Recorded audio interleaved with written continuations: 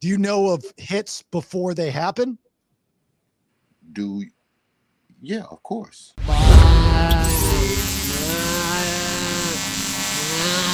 All right, before we begin, let's thank our great sponsors, and we've got some good sponsors. Now, remember, if you would like to be a part of the process, I would love to have a conversation with you. Sponsoring the BPX, the Bailey Podcast Exchange, just reach out to me via jasonbailey.com. Let's start. Inspect All Pest Services. Inspect All Pest Services, providing the highest quality termite, pest, and wildlife control. That's not all they do. Inspect All can take care of your insulation, your pressure washing, your gutter maintenance, and other home services there in the metro Atlanta and the surrounding areas. InspectAllServices.com. Also, thanks to Inspect All Pest Services for sponsoring all of our guests on the BPX. The Mad Dog, Manny Aurora with the Aurora Law Firm, theauroralawfirm.com. Best damn defense attorney in the land. He litigates all over the United States, based out of Georgia. Criminal defense, white-collar crime, DUI, drug offenses, appeals, and more. theauroralawfirm.com. And if you have a legal question for the Mad Dog when he visits the BS, please go to jasonbailey.com and get that to me now. It's Ridgeline Counseling with Dr. David Markwell. If you need help, get help. He's got 10 therapists who work with him there at Ridgeline Counseling, 3 different locations in the state of Georgia, one across from Sprayberry High School in Sandy Plains, in East Cobb, Marietta right there near the square, and McKaysville outside of Blue Ridge. But if you're not in those areas and you still need help from the best in the business, that'd be Dr. David Markwell with Ridgeline Counseling. He does virtual sessions, which are extremely helpful, and you can set that appointment up at markwelltherapy.com. Alternate Power Solutions of Georgia, family owned and operated. They are a Generac generator dealer, offering sales, service, installation, and repair of automatic home standby and portable generators. And each and every one of you, 2 peers, when you become a customer, you get an upgraded warranty, free monitoring, with a service contract, offering flexible financing, semi-annual and annual service contracts for existing installations and warranty repair. They have an A+ rating with the BBB, and you pay nothing until the job is complete, and you, the customer, are very, very happy. Call or request a free home assessment. You can go online, poweringgeorgia.com, or you can call 770-853-7571. Don't forget, use the discount code Bailey, and you get $500 off your entire installation. Servicing Georgia and Tennessee. MVP Walk-In Tub and Shower of Atlanta. Beautiful, affordable bathing solutions. MVP Walk-In Tub and Shower. They're a local family-owned and operated company committed to enhancing your bathroom experience in Metro Atlanta. They provide high-quality, safe, and affordable walk-in tubs and showers, focusing solely on installations that elevate your home's comfort and accessibility. They service all of Atlanta, Georgia. Like I said, family-owned and operated, no commission sales guys. There's no hassle when you deal with MVP Walk-In Tub and Shower of Atlanta. No high-pressure tactics. Go to their website and see the work that they're doing. Gen Xers, having them parents finally move in, and you're going to help them out, and you got to redo all that. Don't do it yourself. Go with the best in the business. These are the pros. MVPWalk-ins.com. Or you can call 404-493-6888. Mention the BPX, get $2,000 off. Again, mention the Bailey Podcast Exchange, BPX, or any of the shows, and you will receive $2,000 off from MVP Walk-In Tub and Shower of Atlanta. Alive Ozone Therapy Spa, Central Florida's first and only ozone therapy spa, administering ozone therapy or activated oxygen therapy non-invasively through what is called the Hocket sauna. Also offering red light therapy, halo therapy, pressotherapy, PEMF, as well as naturally in-house made ozone-infused products online, like that magnesium butter. AliveOzoneTherapySpa.com to book your appointment or to shop all of the products for Alive Ozone Therapy Spa, as well as the brand new Alive Ozone Therapy Spa app. If you are an Apple user, go into your app store and just search Alive Ozone Therapy Spa. If you're an Android user, search Alive Ozone Therapy Spa, order and book online. Again, if you are a business and you want the BPX, the Bailey Podcast Exchange, to help your brand, there's so much more than just advertising when it comes to this world. I'd like to have that conversation with you. Reach out to me, please, via jasonbailey.com, and let's chat. With that being said, let's begin. Hey, good looking. It's the Bailey Show podcast. jasonbailey.com. It's a website. Yeah, here it is. Episode 437 of the Bailey Show podcast. It is a guy's show women love to listen to with a side of laughs. I don't know why I keep doing this. Side of laughs. On the BPX, that is the Bailey Podcast Exchange. 3 different shows, 5 days a week, one feed, preferably Spotify, because you get the video and you get to see our faces. Look how the faces are so smiley and beautiful. Details, jasonbailey.com. If you're not a subscriber, become a subscriber because you're missing out on 2 other episodes each week, thousands of hours of content archived, hundreds of episodes living out there on the internet. jasonbailey.com for all of your details. Hi, thanks for being here. My name is Jason Bailey. Joining us on this show is Melissa Fox. How are you, Melissa Fox? I am doing so much better. I feel good. I feel good. Wow, I feel good. Na, na, na, na, na.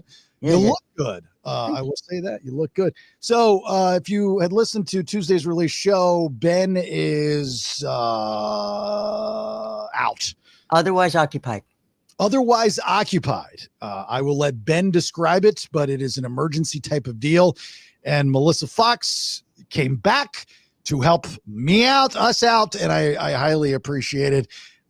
We addressed everything on the Tuesday episode, some of the remarks on social media about where Fox went and what really is going on and all the shabobbles, but we are not going to talk about that on this episode because we're going to get into more important things like the Mad Dog Manny Aurora will join us with his guest.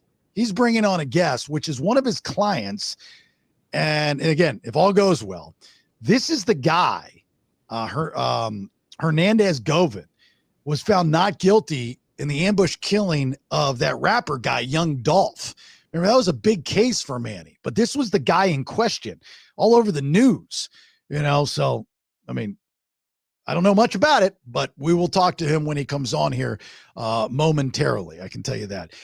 This week is Thanksgiving, so happy Thanksgiving. Black Friday is taking place. Fox, before our guests come on, do you participate in Black Friday old school, new school, or none at all school? I might have fallen into some Black Friday specials online, but man, if traffic is any indication as to what's going on, it was terrible the last couple of days. So people are already out and taking advantage of this extended Black Friday stuff that they've started literally at the end of October. Before October was over, they started having Black Friday sales. Let's talk about that. Black Friday is supposed to start Thanksgiving, right? I mean, well, the night Thanksgiving evening and after the eating and everything, then you start to wait online for midnight openings. Yes. Right. Correct. That's the way that it's always been. For some reason now, definitely this year, like you said, Fox, it started like at the end of October. It was crazy. So we have wellness offers that we're doing for Black Friday at a live ozone therapy spa.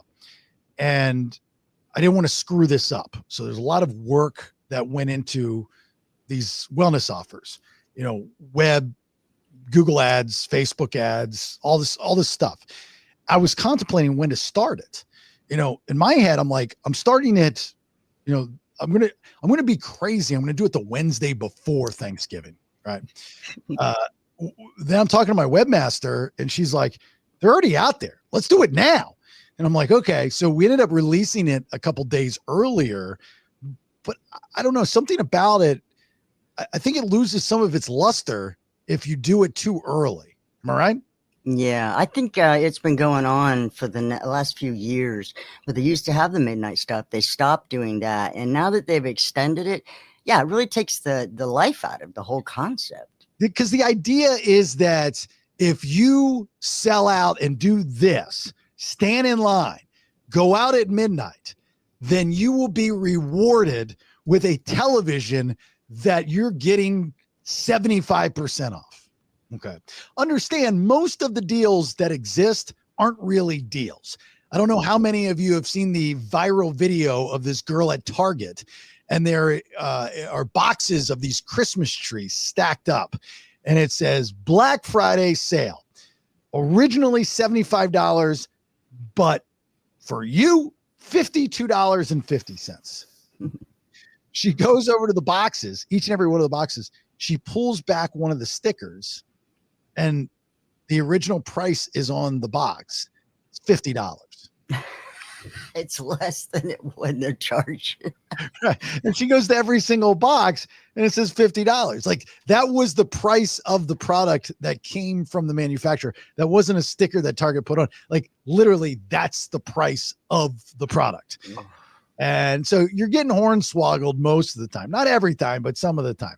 Nobody's going to do something that you're going to lose money on unless it's a service where you can.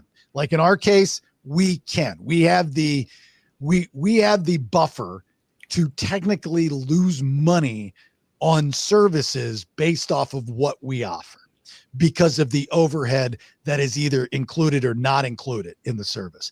But when it comes to tangible things that have a cost, a price point to make, to ship, you can only go so low. No one's going to lose money unless it gets to the point where it's been sitting on your shelves and is hurting more than helping. Then you liquidate it for whatever you can get in order to get it out. Right. So that's kind of the thing. But going back to the Black Friday stuff, I think you lose the luster, the idea of saying, I'm getting this great deal on something in October.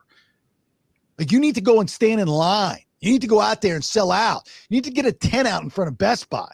That's Black Friday. Am I right? Right. That's slamming people against the doors at 7 a.m. when they open them. That's Walmart. What it's all about. Have you ever worked at a Walmart? I mean, you worked at Walmart, but have you ever worked at one on a Black Friday? Yes, I have. By extension, I was Tony the Tiger. You know how I used to do the costume characters and stuff, and it was crazy. People just knocked me right the hell over. My handler couldn't even keep folks away. They just came in with this big rush of folks and tore the place up, all checked out at the same time, and then left. Really weird. Part of the issue with Black Friday, I think, is that nobody wants to stand in line. Look, I'll be the first to tell you, I hate lines, but I will tell you that unless you grew up in the line era, which would be the 80s, then there is a feeling of gratification, satisfaction when you've waited, and I'm an impatient person, but when you've waited hours for the concert tickets, or you've waited hours for that Furby that everybody wants, but you were there early and you know that you got it, especially if you're waiting in line for Black Friday for something for someone else. And you get it. There's only 20 Furbies left, but you've been here for 5 hours and you got one. Your kid's getting a Furby this Christmas. There's something to be said about that, which doesn't exist today. Right? Yeah. You remember the movie? I think it was Schwarzenegger, where he was supposed to get this one toy for his kid, and they make a whole movie out of this guy not being able to get the toy. It's ridiculous. What movie is that? Is that Last Action Hero? No, it's not. It's I think Sinbad was in it too. Just a weird movie where they fought over a toy at FAO Schwartz. FAO Schwartz, yeah. But that was like a thing, I mean, again, I don't have young kids, so I couldn't tell you what toys they're into. Now that we're empty nesters and our kids are older, it's a lot easier to shop. But I'm sure there's always going to be a toy that the kids are going to want. Do you remember growing up, like, the hard to get, hard to find that you wanted, and either you got it or you didn't? You remember what that was? Yeah, those Nike sneakers that came out with the first red whoosh on them, the white ones. Oh, yeah. We were coveted. But see, I grew up on an island, so there's only so many. They only bought so many. I guess everybody had the same size foot as me, so I couldn't get them. It's not funny. It's true. I lived on an island and everybody was a size 7. Couldn't get the damn Nikes to save my life. Not at all. But I did get some corduroy Levi's. Yay. Yeah, nice. That's sweet. Yeah, the Furbies, that was after, that was in the 90s, mid 90s. Yeah. So I wasn't a Furby thing. There were certain like Transformers and G.I. Joe figures that were for some reason hard to find. I remember, like, we could never find Jazz, which was the 911 Porsche Transformer. Could never find that guy. like just certain ones that I wanted that were like the hot toy as far as in that genre. And that's what kind of kid I was. I was a Star Wars, Transformer, G.I. Joe guy. You know, Not graphic novels. I mean, comic books, anything like yeah, that. Because I know guys that are in their 40s now who are still on those websites bidding, for comic books, and I don't get it. Now I've got a handful of comic books. I think some are value. Like I've got this comic book.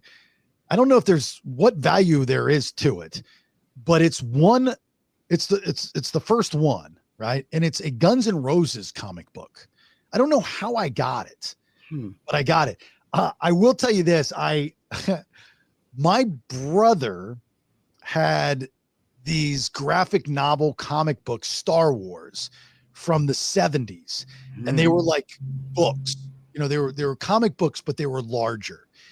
And one day I took them and I sold them to my friend's brother for $1 a piece. And I think now they're worth a ridiculous amount of money, like an obscene amount of money. Those are the things that you kind of kick yourself in the ass about. You know what I mean? Of going, oh my God, why would you do that? I was like 8, 9 years old or something at the time. Little did I know. So anyway, I see all these people for Black Friday going out and doing their thing.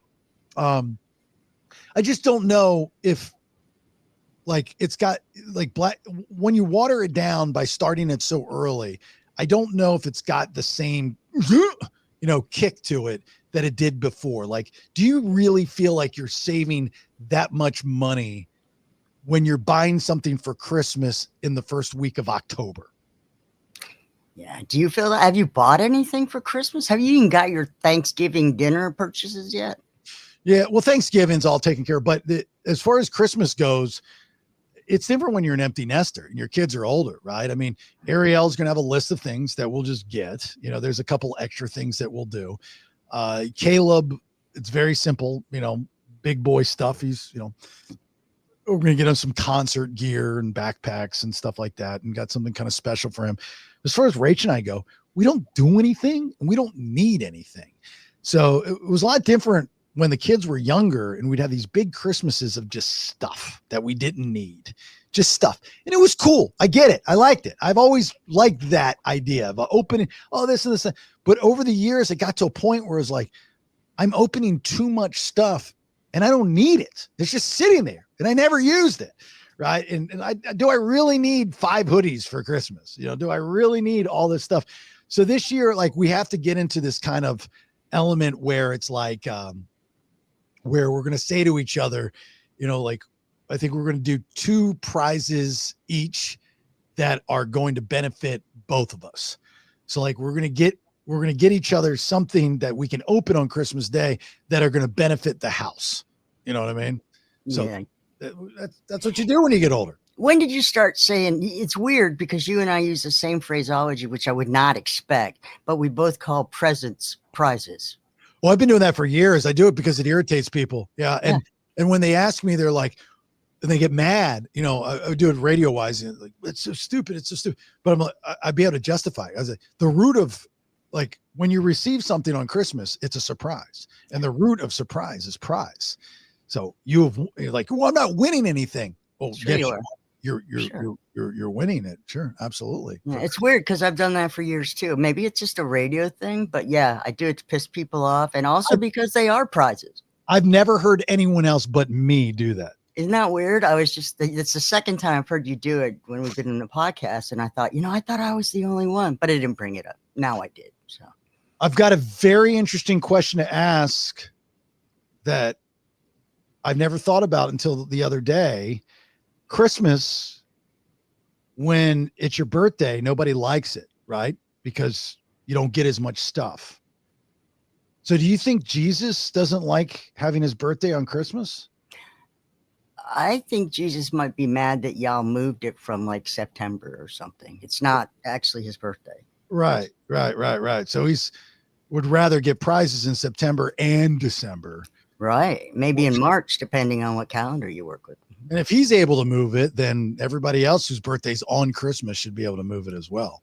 One would think. Yeah, absolutely. All right, let's bring on to the BS podcast. He's one of our great sponsors from the Aurora Law Firm, the auroralawfirm.com. It is the Mad Dog, Manny Aurora. Hello, Manny. How are you guys? Good to see you again. Good to see you. Good to see you again. You've got to learn that the light goes on the other side of the camera, not behind you. So yeah, so it glares like when you have a camera, the light goes behind the camera to light up your face, not behind you to bounce and glare off of your face. He's giving us the halo look. Yeah, Sorry. Is your client coming on? He was on before and then he dipped out. He should be coming on, yes. Okay, so you want to set us up for this before he comes on so everybody understands what's going on with Hernandez Govin. Yes. He was the one that was accused of being the mastermind behind the murder of a gentleman named Young Dolph, who was a, I guess, relatively famous rapper out of Memphis. Mm-hmm. Pretty big deal on Spotify and all that, but he was murdered a few years ago. And we did Mr. Govan's trial a couple of months back in Memphis, and he was found not guilty. And so I just thought it'd be interesting for you to give him the Jason Bailey third degree and ask all kinds of questions as far as that goes. So thought we'd jazz it up a little bit. Yeah, so there he is. Let me bring him on. Let's welcome to the BS podcast along with Manny Aurora. This is the gentleman we were just setting you up for, Hernandez Govin. It's Govin or Govan. Govan. Govan has a little more kick to it. I like that. Yes, like yes. Versus Govin, but Govan. It's like you're artsy Hernandez. Okay, so I was just asking. Welcome to the show, by the way. Thanks for being here. My name's Jason Bailey. There's Melissa Fox. She's the only female here. So Manny was setting us up for this, and we'd been talking about this case for a while because it was such a big case. Again, this is regarding Hernandez, who was accused of. You weren't accused of shooting Young Dolph. You were accused of putting together the shooting of Young Dolph, correct? Yes, sir. I was accused of conspiring and planning the murder of Young Dolph. Not necessarily pulling the trigger. Absolutely not. Right. And Manny, you, as we all know, spoiler alert now, and we'll kind of backtrack. He was found innocent of this. And your defense was what? It was questioning the cops and how everything went through and the evidence. But there are specific things that you were able to, really kind of get thrown out, correct? Our defense was he didn't do it. And with regards to the lack of investigation out there, and they had a snitch, one of the actual shooters that was on video shooting Young Dolph, testified about some things, and it turned out none of that was accurate because there's no surveillance from the cameras to back up what he was saying. He also said there was blood in the car, and we called the actual Memphis Police Department crime scene guy, and he said we didn't find any blood in the car. Nobody tried to wipe down the blood or any of that kind of stuff because even that would leave smears if he used bleach or other cleaning products. And so it was just a crappy investigation. They decided to round up the guy in the neighborhood, and Mr. Govan occasionally would sell marijuana and things like that to make ends meet, and everybody knew him. So they just kind of threw him under the bus as being some kind of mastermind and they could never prove what would he get out of it, by setting this up with strangers who ratted him out immediately to say, yeah, he's the guy to help themselves. Mm-hmm. How did you even get involved in this, Hernandez? Like, what was your relationship with this rapper guy, Young Dolph, and his crew? Like, why would you even be in question? Well, I didn't necessarily have a relationship with Young Dolph and his crew, which is PRE Paper Route. I had a relationship with one of the alleged shooters, Straight Jock, real name Justin Johnson. He was very, very talented rapper from the neighborhood. We grew up in the same community. When he was released from federal prison, he was interested in signing with a major label really quick, and he knew I had connections and to a CMG through Big Juke, which is Yo Gotti's brother, and he wanted me to reach out to potentially, get a record deal, let him hear the material, and hopefully they want to sign him. Okay, gotcha.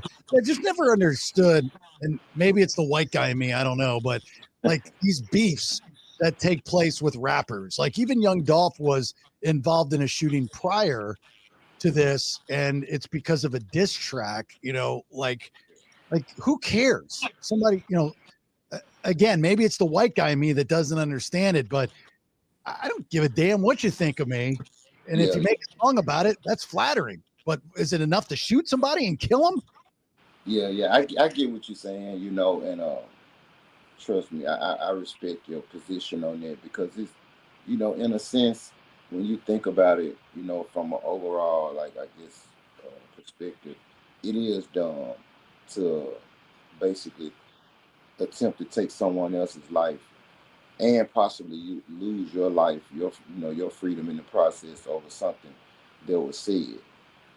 On the other hand, when you coming from the environment that that we come from, um, it's like a dog eat dog world. Like, and if you let someone step on you or belittle you or embarrass you and do nothing about it, then it's just like it basically opens you up for the rest of the same type of individuals to do the same type of thing. So it's almost like basically standing up for yourself and letting someone know that's not the right thing to do with me, and I'm not going to tolerate it. So, and I don't agree with that. I'm just trying to explain to you how, uh, I guess, how they think coming from the environment that we come from. Oh man, we just lost Oh, so what happens is if you put somebody on and they've been arrested in the past for completely unrelated stuff, for selling drugs, all that will come in and then it clouds your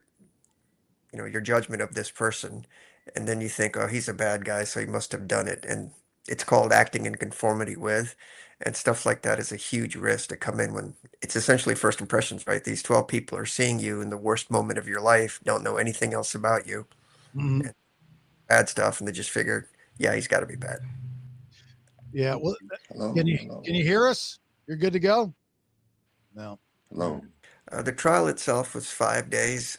We argued about 20 motions prior to that took about 4 days, and then jury Oh, selection a couple of days. And so overall, it was about 2 weeks with everything if you add it all up. Yeah. I thought it was longer than that. I thought it went a lot longer than that. There was other hearings and things like that, but the trial itself, we started jury selection on either the Thursday or Friday, Uh, and the case ended, I want to say the following Thursday or Friday. So the trial part itself went for about a week and change, and then the motions hearings went for about 4 days prior to that. Don't they have to sort of open the door for his past to come up? No, well, if you have a felony conviction, it just comes in. Okay. I didn't know that. I And thought maybe that's that the was me. problem as far as that goes. Your past, it's just going to come in. There's rules about how old things can be, but it's up to the judge. But generally, if you're the local pill dealer and now they're accusing you of masterminding something, it's going to put you in a really bad light in front of everybody. So, Yeah. it's a decision that you have to make. Do you put him on? And can he say anything that the evidence has already not shown us? So, yeah, I didn't do it. Where were you? I don't know. It was 3 years ago. It wasn't that big of a deal. Now you got to come up with all kinds of stuff and prove your own innocence versus, hey, your star witness says, I picked up a phone from this guy at this car wash. You go to the car wash, there's cameras all around. Hey, did anybody go get the surveillance footage? Either you did or you didn't. And if you didn't, there's a reason why. There's also street cameras because we drove down this road and we did whatever. And Memphis has those street, cameras that record nothing back that up. The guy says, "Oh yeah, we had a lot of blood in the car because one of my guys was shot." And okay, there was no blood found in the car when they found the car that was involved in the shooting. Then it became, well, we wiped it down. The problem is, if you could just wipe down blood and get away with a crime scene, then most murders wouldn't get solved. So they use, they used to call it luminol, it's called Blue Star, and they spray it on there. So even if you've tried to wipe blood off, you'll see evidence of that. And generally, you can't always get it all off. There's going to be some smears that you can't see to the naked eye that are out there. And none of that stuff existed, so nothing backed it up. Then it became, he gave me money to buy a tarp to cover the car in so the police wouldn't find it when we hit it. So he came up with a receipt that was all beat up, so you couldn't really tell, but it was from AutoZone. AutoZone is headquartered in Memphis, so we asked the police, did anybody go to AutoZone to see if a car cover was purchased at this location, or any location for that matter, on such and such date? No, we didn't, do that, because none of that was true. And so the problem is, you can bully people into convictions, and that's generally what seems to happen in Memphis. Plus, you're a black guy, and that's just reality. So if he didn't do it, who ordered the hit on young Dolph? Well, who has the most to gain as far as that goes? There was a beef, and Govan mentioned PRE. That's Paper Route Empire, which was Young Dolph's group.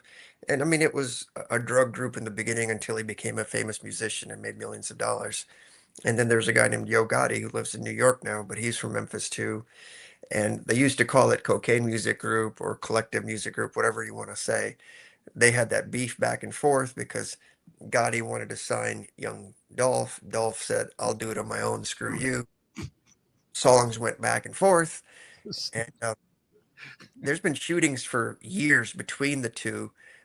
Prior to this, Dolph's Bulletproof something was shot up in Charlotte, and he wrote a song called 100 Shots because the car wasn't hurt. And then Hold on, there's a rapper named Bulletproof that was shot? No, his car was bulletproof. Young Dolph was shot. I was going to say, that's going to change his name after that. No, Young Dolph was shot at supposedly by the Yo Gotti people, and supposedly they fired 100 shots or whatever, so they named it that because he had a bulletproof SUV. And then Dolph was also targeted in Los Angeles, where he was actually shot, but he lived. And in retaliation, Gotti's people were shot. In fact, Gotti's brother, who Govan knew, was murdered. We can see Hernandez. You're there. We got you, buddy. How long did Hernandez spend in jail? Like, did he miss the tech run or what? No, he was in jail for about 9 months before I got him bailed out, because is that a flip phone? Is that a flip phone, Hernandez? Is that why no, it's my son's iPhone. So I was trying to use my iPhone for whatever reason. I couldn't hear you guys. It was saying the host muted me. And so I went to get my son's phone, and now it'll only do it this way. It won't do it like the other way, like if I go sideways. He doesn't have landscape rotation on. Yeah. I might have to get him to come up here and change it where to flip around, unless you want me to stay like this. That's fine. I still want to go back to when we had these tech issues. You were going to ask me a question, and I'm dying with the question. So my question to you was have you ever heard the old saying, people say what they'll die about their respect? Say that again. I'm sorry, I missed it. When people say they'll die for their respect. Die for their respect? Yeah, have you ever heard this saying? I mean, I understand. I've never heard of a famous saying that way, but I understand the concept of it. Yeah. Yeah, it's like a common, I guess, phrase in the neighborhood, I guess in the urban community. I'll die by my respect. And they really mean that. Yeah. And, unfortunately. And so, because I agree with you, you shouldn't try to take a life over something that's said in a rap song. Yeah. Well, if you die for your respect, then you have zero respect because you're dead. So maybe you guys should come up with a different version of that. I agree with that, and it's like, you're going to die about your respect, but what about your kids, and your family and stuff like that? I guess your respect is more important than your family. Have you ever heard of, so the saying when somebody dies, let's say skydiving, they go, well, at least they died doing what they love. You ever heard somebody say that, right? Yes, sir, I have. Do you know what people really like doing more than the things that they supposedly love doing when they die? Breathing. Yeah, breathing. So you know what? people like more than respect is breathing. You know It's what I mean? breathing. Yeah, yeah, for sure. And I guess that's living, right? That's breathing. Yeah, living, Yeah, breathing, same thing, same yeah, concept. So yeah, yeah, for sure. look, if there's no money in it, uh, I'm, I don't want to get into this story now because I'm saving it for tomorrow's episode. But um, I had a confrontation the other day with somebody. I'm 50 years old, dude. My fighting days are done. I'd need 15 minutes to stretch before Yeah, I got into an altercation. Right now, when I yeah, was younger and angrier, I'm all in. I at the drop of a pin, I was the first to be there. But I'm yeah. not that guy anymore. You know what I mean? Um, I always ask myself, and I've got an angry streak. Ask Manny; he's known me for a while. Okay. But here's the thing: is if there's no money in it, right? So, like in your case, and these street beefs with these rappers, like the only money that's in it is the money to sell to divide your community, because division creates unity. So if you want to create a strong unity, like one group of people, you divide them. That's what our country's based off of, whether it's politics or religion. You pick your poison. Yeah. So essentially, these rappers are doing the same thing. I mean, in these manufactured beef in the 90s with Source magazine, and we know they were manufactured. They've admitted they've been manufactured. So when you say manufactured, are you talking about the hip hop beats? Absolutely. Absolutely. They've either been manufactured or they've been manipulated by other people. I go with the manipulation of other people. Because I know a couple beats that I would say that wasn't fabricated. Maybe the Tupac and Biggie beef. Maybe, I don't know. I'm not in that world, but I do know that there have been, but a lot of them are fabricated. I agree. and manufactured to sell albums, because again, division creates unity. I mean, it's the entertainment business. It's show business. Again, it's not real. So back to your world in Memphis, where you have these rappers, Young Dolph murdered. I mean, this dude had how many, Manny, bullets? Like 30 bullets put in him? Well, in this case, they had 2 assault rifles and a handgun, and they just opened it. So he was shot maybe close to 20 times through a window at a cookie shop. Yeah, at a cookie shop on top of all that. And the guy he'd give out turkeys to the community. Was this young Dolph Guy Hernandez? Was he a bad guy? No, I'm not gonna say that he was a bad guy. I will say that when he was unfortunately murdered, that they made him out to be something that, in all respect to him, that he wasn't.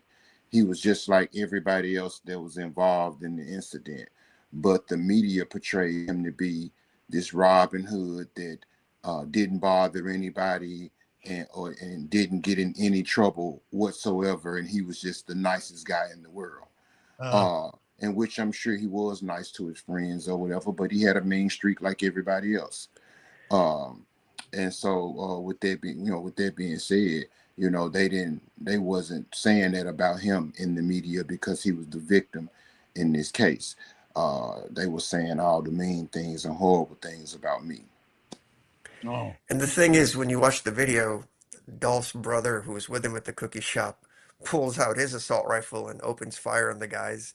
And that's why there was blood in the car that we talked about earlier. And so the whole thing started, they were all drug dealers, got a group together, and then the music kicked in and stuff. So, yeah, you passed out turkeys. But if you're going to be in a gang, any gang case I've done in all my years, they're loved in their little section, in their little borough, as far as that goes, because they take care of the people, they give them turkeys and stuff. And I figured they do that because it keeps everybody quiet. They say, hey, he's helping me out, or he's getting me a job, or he's doing this. We're not going to talk to the cops in case anything happens. It keeps the peace. It keeps everybody loyal. So it's not like some giant, this guy's such a, wonderful, wonderful person. There's also a business motive or a personal motive in doing this stuff. It's not straight philanthropy. And it could have been, we could be talking about this story the other way around, because it was a hit on Yo Gotti's life as well. Young Dolph sent a car full of guys in the Infinity, and they unloaded on your guy. They shot like over 60 rounds in his truck, but it was bulletproof. He was in a Rolls Royce truck, and it was How do you know bulletproof. about all these hits? I'm from Memphis, Tennessee. All of this happened in Memphis. Yeah. So, I mean, as soon as a hit is put out, everybody on the streets knows. Well, not necessarily the hit, but when the actual attempt on the life happens, you know, it spreads through the city like wildfire. Somebody pulls up on someone's car and shoots 60 rounds. The whole city gonna know in 5 minutes. Damn. Do you like know who it is and be like, man, Bill's at it again, going around shooting bullets at people? Yeah, in a lot of cases, yeah, you know, because and it's something like that. It's almost like an ongoing war for the most part. So you almost know who the other person or other people are immediately. Jesus, Yeah, man. You Jason, guys they do know who the hobby. shooters are for the groups, so it's well known. And when the word goes out, it's whoever can do it is going to collect the bounty as far as that goes. So everybody in the streets knows. And then when it's shot, everything's on Facebook even before the cops get the call. Um, That's crazy, man. That's like stuff you see in the movies. It's Yeah. real. I mean, it's Yeah, it is. And that's why right now, as we speak, we got the National Guard, the FBI, HSI, and whatever agency that's available, they here now. Trump sent them because you know it got real bad here, and you it's agree crazy with for me you, for me to say that. If I say it's got bad, then it's really bad. you agree with the National Guard being in Memphis then? I definitely do. I did a little part interview the other day, and the guy asked me the same question. He said, "What are your thoughts, and do you agree on the National Guards here in Memphis?" And I told him, I said, I think I'm gonna get a little backlash for my response and my answer, but um, if we didn't need the National Guard, we needed something, and because it had got like really bad, like they were targeting like blue collar like citizens, people that ain't never had a speeding ticket, taking their cars, and if they come to the door peeping out, they killing them if you even attempt to say something about your vehicle. So they had got really bad. You know, we were averaging maybe 2 or 3 deaths a week from young kids taking hard earned working people vehicles. Yeah, I've always said there's two different types of criminals. There's the idiot criminal that would do kind of what you just said, you know, for Yeah, no rhyme, no reason. And then there's the criminal, legit criminal that has a code, you know. So correct. a lot of times when, you know, you see these shootings that you're talking about, Hernandez, or home invasions, they're usually a target. They're just not going into, not saying that it doesn't happen. We just had one Yeah, in the city that I live in the other day, just a random act, 4 kids tried to get into a house, start shooting bullets in it. Like, that's the idiot criminal. What are you doing? You know, exactly. And because I said something similar in the interview, I was like, it's one thing to be out here hustling and trying to, you know, support your family, even if you're doing it, illegal, so to speak, like maybe selling petty marijuana or whatever it is. But I feel like it's a big difference from doing that than to be out robbing and trying to hurt people and harm people and repossess their stuff like it's yours. I just don't agree with it. by the way, I'm not judging if you've ever done any criminal activity lately. I got to be honest with you. I've been wanting to be more of a criminal than I've ever been in my life. I've always been a straight arrow Gennaro guy, but I'm watching this Yeah. show called The Yeah, Black. I'm here to tell you, you don't want to be a criminal, man. Just stay with Let you, me doing what look, you're doing. dude, The Blacklist on Netflix. I don't know if you've seen it, but I've never wanted to be a criminal more after watching this show. And I could be a good, like, behind the scenes psychological criminal type of guy. I couldn't do the stuff that you guys are doing out there, members, but I'm Yeah, telling you, behind the scenes as an idea guy, yeah, man, I think we yeah, could make some money with my mind. yeah. So is this Blacklist? Is this a series or just a movie? 20 seasons. James Spader is the lead. 20 seasons in the show. Wow. Okay, Yeah. okay. I'm gonna have to check it out. Oh, dude, like, I mean, yeah, I'm not talking about rap beefs. I'm talking about really psychological national security stuff. I mean, this is good. Okay, okay. I'm gonna check it out. So so Manny gets, you know, obviously you off the hook for having any involvement in the murder of this rapper Young Dolph. You spent 9 months in jail after being accused of this. So afterwards, is there any retribution? Is there any restitution, I should say, of saying, I just gave you 9 months of my life. What are you You getting? get nothing. You get nothing. Yeah. Unfortunately, I get nothing from that. I was hoping to, because it's a lot of slander, in my opinion, that happened with me. Defamation. It's hard for me to, move around the city how I want to, because people still think I'm guilty because of the media coverage that I received. And I was hoping to maybe try to get some type of, I guess, legal action going. But from what I've been hearing, it'll be kind of hard to pull off. So, I kind of took Manny, it back. can't you get this guy some cash? You can't, because most of the government folks have a qualified immunity, and so unless it's something intentional that they did, you have no chance. Because the judges signed off on all this stuff, and it went to court, and we won. But they said there was enough evidence to go through there. So by the time you file suit and went through it, if you beat the immunities, then you have to decide what is 9 months of your life worth, um, and it would be next to impossible, because it'd cost you more than probably what you could get. Even if you got a couple 100,000, it would cost you more in legal fees. Yeah, it's like a business interruption policy for your Yeah. life. I think that all you would need is to go to one possible employer. I don't know what your line of work is, and they say, hey, look, Hernandez, we're not hiring you because of what we saw on the news. And that would be good enough for defamation of character. I got people that don't even want me in their restaurant because of what happened, because of what the news was saying. And it's, it's kind of rough on me. Like, so I feel like I should have some type of legal merit or whatever, but I'm not an attorney. So. Yeah, but do they not want you in the restaurant because of the news saying that you were involved in the murder of young Dolph and they were fans of young Dolph, or that you were just involved in a murder? No, I think it's for a couple reasons. I think it's for how the media portrayed me as to be this killer, or I guess person that set up hits, and also for safety reasons. They thinking that my life is still in danger, and they don't want someone to attempt to hit on my life at their establishment. I wanted to ask you a question about that. Do you still worry about getting shot down because of the result of this trial that said you're free? No, ma'am. I don't worry. I never worried. I move how someone that's worried would, but and when I say that, I kind of like, I try to move strategically. Like, I don't move like everybody loves me. I know it's a lot of people out there that hate me. And so with that being said, I move how strategically to try to ensure that I make it back home to my son. Am I afraid? No. Am I worried? No. So hopefully I did.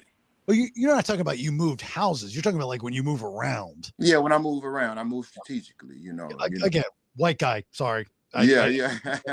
It's all good. It's all good. You pay attention to your surroundings, Jason. That's it. Yeah. Just things out of the ordinary kind of thing, because it's a dangerous area. It's not even because of the situation. You could just get shot.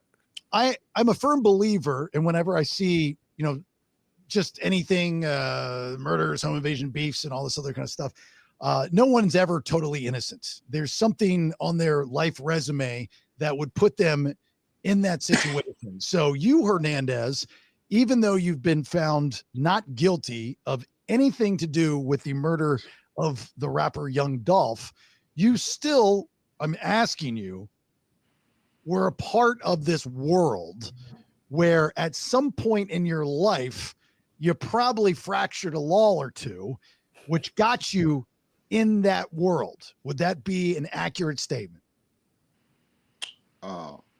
It's accurate to say that I have definitely fractured a law or two. I don't know if I understood you correctly when you said me fracturing a law or two got me involved in this case, or basically just into the I guess drug life, period. Or this, which you Th- want? there's no Mis- there's no coincidence that like for some random person to be involved in something this big, that's Okay. too coincidental. So Okay. you have a life resume of something that you've done that would put you in this situation. Okay, I get you. I get you. So I guess I could say, my involvement in the streets, could I guess being affiliated or associated with Big Juke, who is Yo Gotti's brother, um, the CMG rap label. With me even having an open line of communication to Juke, everybody doesn't have this. So that comes from, just being in the streets, gambling, selling drugs, doing whatever it is, growing up and developing that rapport with certain people. I'm not a musician, I'm not a rapper or anything like that, but I do know how to count and I like money. And so when Justin said that he was interested in signing to the label, but he didn't have any connections or avenues to get in contact with them, I knew that I could potentially uh, get a percentage of their record deal by putting it together. So that's what I tried to do, and that's how I became involved in it. But again, if I didn't have that, I guess I want to say reputation or maybe rapport with certain people, I wouldn't have been able to even try to attempt to put that together, and then I wouldn't even been involved in the Young Dolph homicide. Okay, so with the label stuff, you said that would have been for Gotti, right? Not Dolph or Gotti. Got Like it, CMG. okay, so that would be the reason why you would be accused of putting together the murder of young Dolph, right? That would be the Correct. Yeah. Correct. Yeah. Just my involvement trying to put the record deal together and making introductions of certain people. And that's how I became solely involved in this case. Manny, do you understand all this? I'm just trying to figure this out. You understand it? Yeah, I had to learn all of it as far as that goes. And then you also learn one thing, which we've known forever. People will say anything to save their ass when the government wants to hear it. They never want to take the simple route out. It's always got to be sexy and bigger. And so Mr. Govan keeps saying the media this, the media that. The media didn't do anything improper. They took what the DA said at the press conferences and ran with it because it sounded sexy to say mastermind and all that kind of stuff. True. Except for like the talk show types, where they're just giving opinions. When they're reporting the news, like on the local stuff, they don't get to just make up words and use opinions. It's what the DA had said about him, which DAs aren't supposed to say that. What the rules say is the DA can say, these are the charges. We've arrested this person for it, but everybody remains innocent until proven guilty. You're supposed to say those things specifically so it doesn't taint the public's mind who voted for you. And when you have the badge on your shirt, people want to believe it more. And that's why we're supposed to be very careful about what we say in the press. Defense lawyers spew off at the mouth about dumb stuff all the time, but that doesn't carry the weight as a law enforcement person does. God, I never knew Memphis was that bad, man. I've been to Memphis a few times. Really enjoyed But it. you've been going to the certain parts, so it's not like the place is a war zone like they make it. But there's certain areas like Orange Mountain, other kind of stuff where it's dangerous. And so Mr. Govan's right. You can have the National Guard there. That's not going to fix anything. People are still poor. They still need stuff. National Guard will eventually leave, and it's all going to come right back. Nobody's addressing the root of the problem, the lack of education. If you see the facilities out there, it's a dump. They don't put any tax dollars in any of that stuff. And then you go to other neighborhoods and it's night and day difference. I mean, you can cross the street on one of the main avenues I've been to, and the houses look incredible. And then you go next door, and it's like half the stuff's burnt out, and you know where the police are patrolling and all that kind of stuff. So, yeah, the guard and all that stuff, it's a band-aid to make a temporary thing on the cameras, but it's going to go back to the way it is unless you get people some hope or some jobs. And Memphis has been losing people, like most people, cities, are gaining folks. They've actually gotten smaller over the last 10, 15 years population wise because people are leaving. They've got FedEx there, they've got the Shriners Hospital there, and I think AutoZone. That's really about it as far as business. It's an odd list. Yeah, Shriners, which by the way I visited. I love them. And they've got the autos. It's such an odd list. So if you oh, well, not so if, but you, Mr. Govan, did not facilitate the killing of young Dolph. Who did? I can't say. Do we Do know? you know? Well, Yeah. no. What had happened is the hit was out there, and the guy that he wanted to sign the record label to, and one other individual that had nothing to do with anything, they knew each other through their brother, whatever. And I mean, the hit was out there. Multiple people had tried to kill him prior to the actual shooting date. They'd gotten word, which had nothing to go over, and there wasn't a single phone call to him, text message, anything, but that Dolph was going to be back in town to personally pass out turkeys. And, everybody does everything on Facebook. And this group of a couple of individuals were just riding around the city. And next thing you know, in this, not the best part of the city, you see a Lamborghini SUV that's got the camouflage paint stuff on it. So it's pretty distinctive, like a bluish grayish thing. Badass, yeah. Come across it and say, that's him. They follow him over to the cookie store, get out of the car, open her up, and then haul ass out of there. It was just a complete random act that they happened to see him because everybody knew that he was in town, and multiple groups of people were out looking because they wanted to collect on the bounty. Where were you when he got shot, Hernandez? I was actually on my way to my brother's car lot at the time. Okay. And the two guys, because it was two guys that eventually were sentenced to prison for shooting young Dolph. Am I correct on that, Manny? Yeah, one guy went to trial and lost. His own brother testified against him. And then the second guy's pending sentencing, who was ratting us out.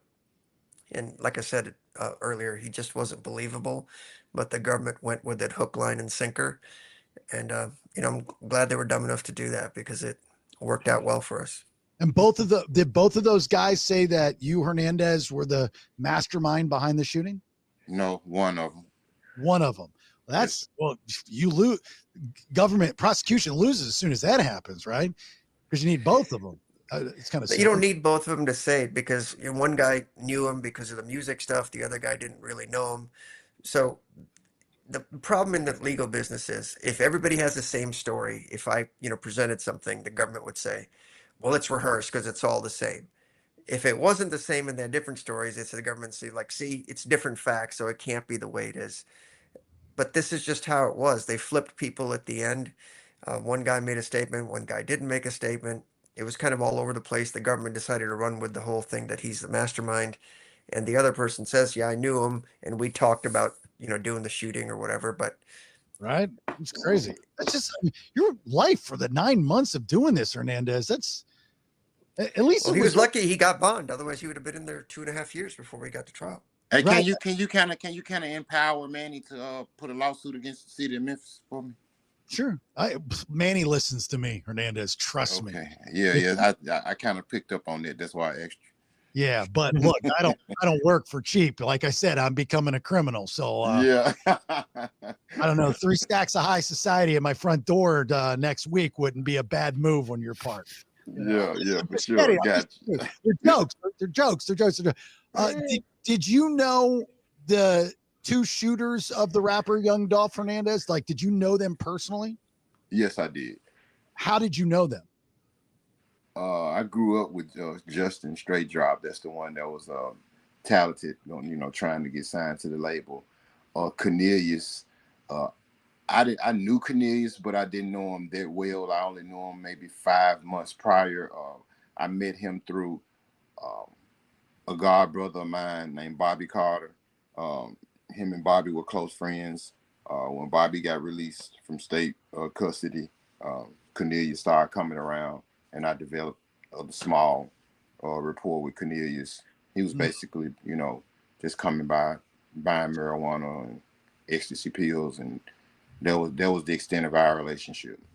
You had said earlier in this conversation, Hernandez, that in Memphis, when something happens, everybody knows about it. It travels the streets faster than social media. So not just with the murder of this rapper Young Dolph, but with the murder of anyone, does the killer, the shooter, that information get out immediately and everybody automatically know who it is? Not in every case. I No. mean, sometimes, yeah, that happens, you know, immediately, especially if it's something expected. You know, when you have two guys or two groups that's going to war with each other, and neither one of them are going to back down. You know, you expect. In Memphis, it's small. It's a small city. It's not like we're in LA or something like that. So it's gonna happen sooner or later. Yeah. Do you know of hits before they happen? Do Yeah, of course. Yeah. So like you, I'm talking about you personally. Like, does it get Have to I her have, end? have I knew do I knew about a hit, like not in this case, not in the Young Dolph case, but just other stuff in general, right? Yeah. Yeah, I've heard about hits before. Yes, sir. Yeah. And then like, has there been a time when you find out the guy that's going to get killed? You're like, I like Bill. I really don't want to see him die. I should probably give him a call or shoot him a text and say, you know what? I know I shouldn't be doing this. It's against the street rules, but I dig the guy. I try to, if it ain't got nothing to do with me or my kids, I try to stay out of it. You know, uh, I don't want to upset the people that got the hit out, and I don't want to, I just don't want to be involved in that period if it ain't got nothing to do with me. Even if Like, if it's someone that, that's like a brother to me, or someone that I would potentially risk my own life for, then of course I'm gonna say something to them. But just a regular someone that I know of or whatever, I ain't getting in their business. yeah, I wouldn't either, man. They're gonna shoot up your house or something. So Definitely. what is it that you do for a living? Like, what would you say is your occupation? Well, it's funny. I'm about to say this. As of right now, I'm a YouTuber. You okay? No, it's not. I mean, that's today's world, brother. I'm kind of in it as well. I get it. But Yeah. what is your trade? Like, what are you good at? What am I good at? Yeah, like plumbing, electrician, Nothing. finance. Like what? I'm good at sports betting. Uh, I'm good at I should have been, believe it or not, I should have been maybe playing NFL football or running track. I'm a state champion in high school in 4x1 relay, 100-yard dash. What happened? Selling drugs. Yeah. When did you start slinging? How old were you when you started selling? 12th grade. 12th grade.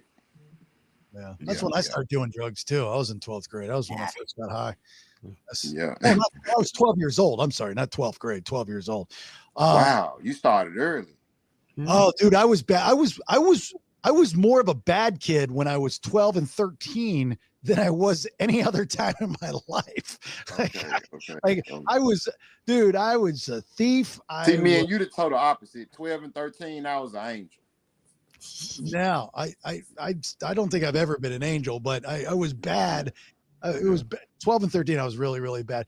Okay. So fast forward today, you talk about your kids often, which I love because, side note, I think a lot of things that we're discussing in certain communities would not happen if there were a father figure in the house. And that is coming from a guy that grew up as a bastard and just numerous stepfathers. So I commend you for being the dad and having the kids. So moving forward, outside of trying to convince Manny to get you some cash from the city of Memphis, which, by the way, I do think they owe you some. I think that's crazy. I think that's crappy that they're not. Yeah. What's the plan moving forward to make money so you don't fall back into the drug world? Well, after the not guilty verdict, I stumbled up on a couple interviews, which produced a little cash. In turn, I met some people. We're doing a documentary on my story. I had to invest some of the money that I had into this project. So that's what I'm excited about. Of course, the YouTube. Hopefully, every month on the 21st, when YouTube pay, I could start, generating some consistent cash from YouTube in the process of putting the documentary together, which is I'm excited about. Hopefully, they're talking about creating a great pitch to try to get it on Netflix, Tubi, and things like that. It's basically going to be about just my upbringing, my life story. Then it kind of dwells off into the case, me getting indicted for the Young Dolph murder, me being acquitted. They're going to go around my neighborhood, interview people that, tell stories about me growing up. And they even said the other day that they're going to reach out to Manny and, and get him in the documentary as well. So I'm looking forward to that. And hopefully it pop big and I get a good Netflix check. Oh, Manny, always looking for the limelight, always trying to be involved in stuff like that. Manny Aurora. You're 9 months behind bars. How was that? It was rough. I was on 23-1. Some days, if it was short staff. Govan, you got to explain what 23-1 is. These are white people. Okay. No, I know what it is. It's not about being a white person. Manny, you're underestimating her. She knows. Mm-hmm. Yeah. So 23-1 is you locked in a cell the size of your typical restroom, 23 hours a day. You get 1 hour out if they have the staff available. That 1 hour you are to shower, use the phone in that hour. So you got to make good time of the hour if you get it. Because a lot of times you don't if they short staff. But I was on that versus being housed in general population, where you can, it's kind of like you have more liberty, more, you can do things to pass time versus being laid up in a little room the size of a restroom for 23 hours a day going crazy. Was that by choice or because of how many people No, they did that because of the because my case was so high profile. Was there a lot of people in that prison that would have taken you out because of the relationship? I don't necessarily agree with that. I think they were overreaching, overdoing it. Was it people in that jail that didn't like me because of the case? Of course, but I could have survived in general population, I think. Yeah. Did you get any fights? But it's dangerous in there, Jason. They do have a lot of stabbings. And yeah, it is. That. I would have had to. I for sure would have had to have a weapon on me. Yeah. Oh, I don't doubt that it was. I mean, that's I couldn't even. So in hindsight, maybe 23-1 was the best for me because I can't read the future until what would have happened or something like that. So maybe if I wasn't on 23-1, maybe I would have had to take a life, or maybe my life would have been taken. So you just never know. Yeah. What's your YouTube channel? It's called Ed Quit Pics. QUETTEPICKS Quit Pics. Do you have a theme that you talk about, or is this just I give out a lot of my picks for FanDuel, the site that I use to wager on.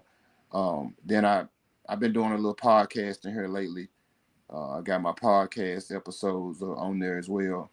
I've interviewed Seti Nash, Terrence Gangster Williams. He's the brother of Birdman and Slim from Cash Money. I don't know if you know these rap labels, Cash Money.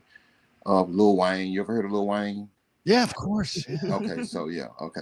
Lil Wayne commercial. Well, that was Lil John. Sorry. No, it's Lil Wayne. Lil Wayne.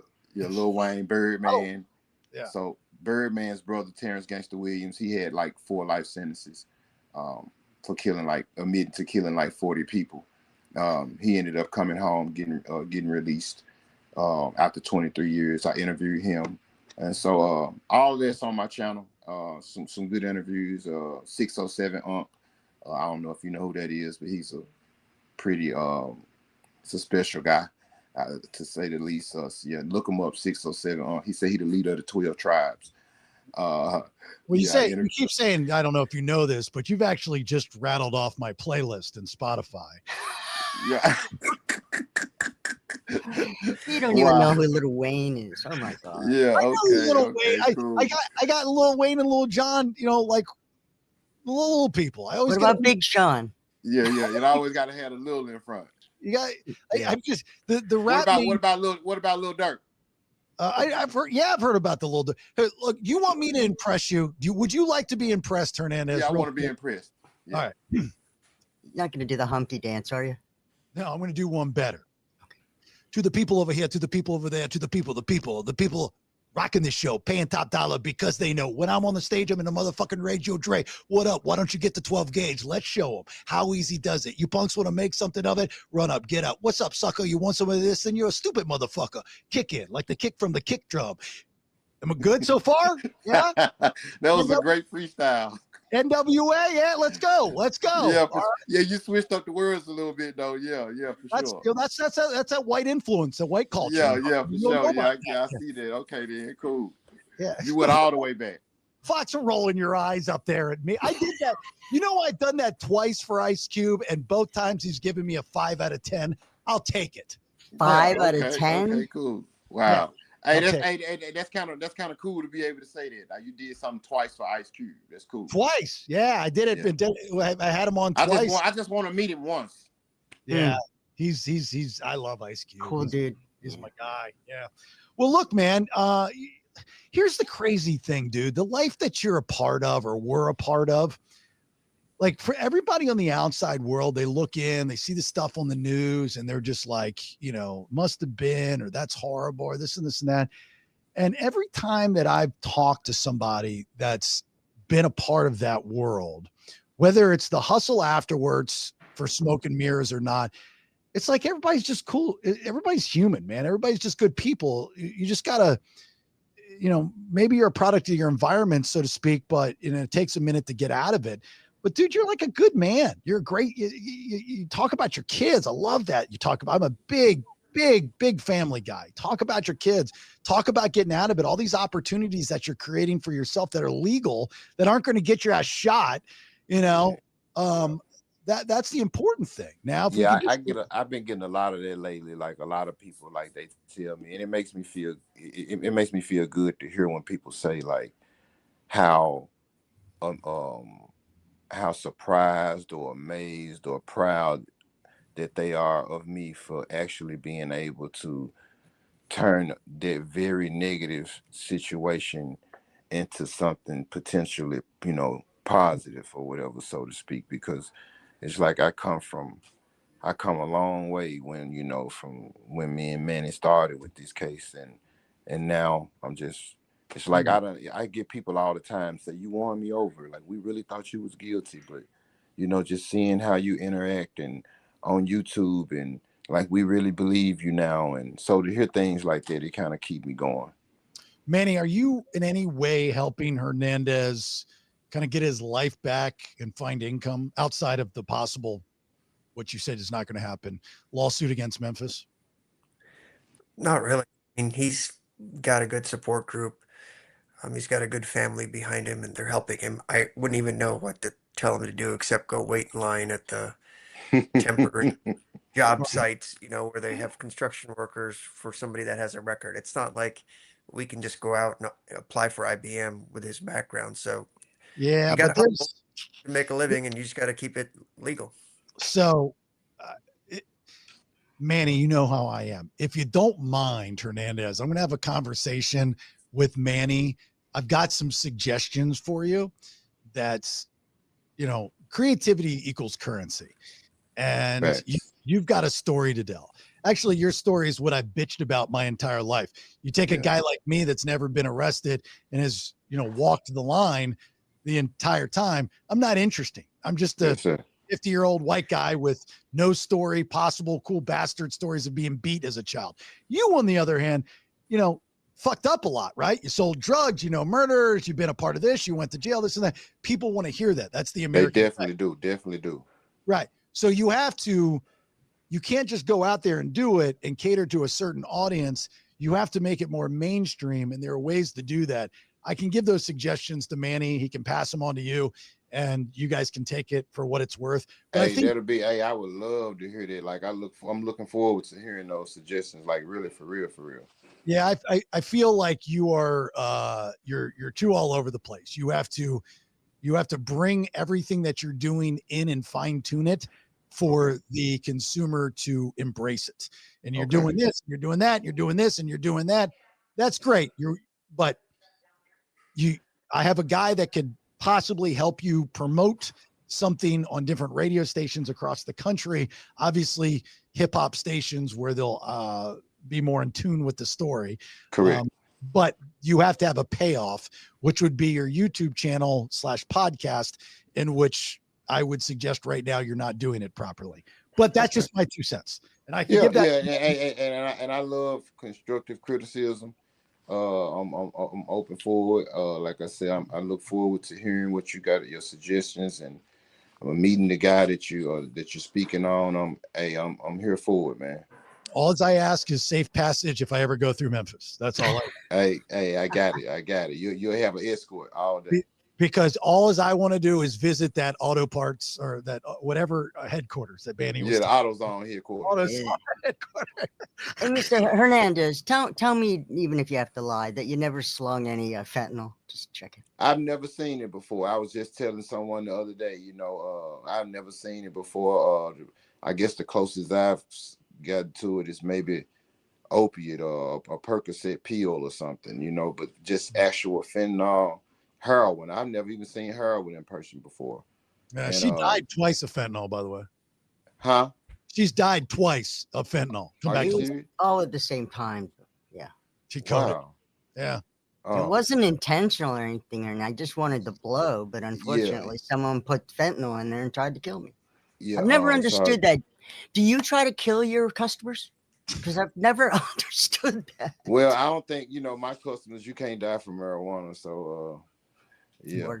That's the good drug right there, marijuana. Yeah, for sure it is. The great one. All right. Well, look, the AuroraLawFirm.com, obviously the best defense attorney in the land. You always hear these stories, and Hernandez is just another case of those stories. Yeah. You're moving on with your life, trying to get it back on track. Sounds like things are going well. Still got some heat on the streets, but you're, legit, right? You're not in the criminal element of the world. Who's that guy behind you? That was my grandson, Brady. Hey, Brady, how you doing, man? Hey, Brady. What's up, Brady? What's up? What's up? Teach Grandpa how to use a phone and technology. Would you do that for me? I wonder if his phone is actually flashing 12. I'm just checking. All right. For those that are listening, this is a Freebay episode. Subscribe to the BS podcast so you don't miss out on the Tuesday and Thursdays episodes.